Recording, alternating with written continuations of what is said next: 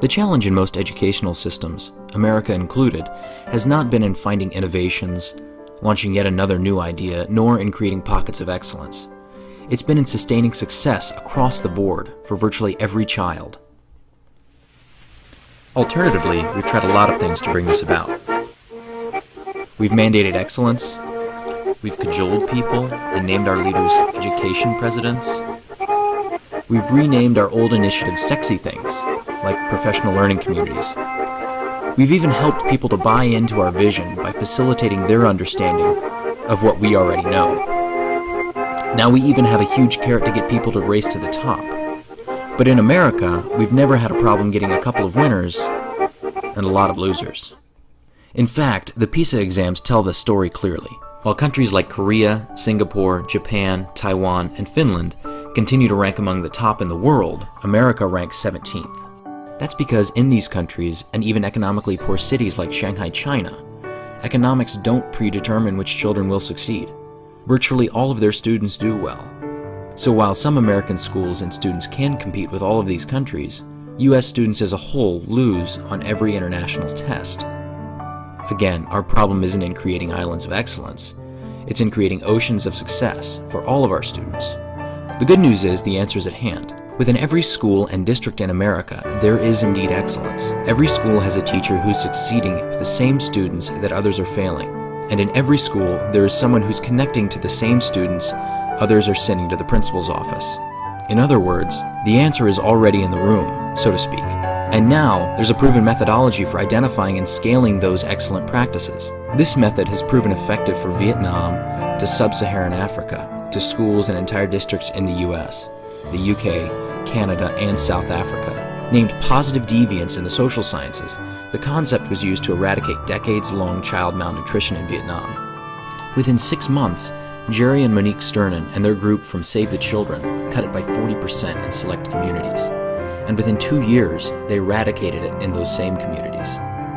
Likewise, Dr. Hopkins and his team from the Carter Center in Atlanta virtually eradicated the New Guinea worm in sub-Saharan Africa, the largest parasite known to humankind that wreaked havoc on millions of people for centuries within 20 countries. It was virtually wiped out using positive deviance, finding outliers who were doing better than all others in the same situation, and using a particular methodology to spread or scale their good practices to everyone else in the region. While this was going on in Vietnam and Africa, another movement was gathering steam in the US. W. Edwards Deming, the quality guru whose ideas revolutionized Japanese manufacturing, was joined by Peter Senge and numerous leaders from business, government, and education in a series of Shaping America's Future forums, hosted by the Hope Foundation. This led directly to the publishing of seminal works on learning communities and the rise of that movement.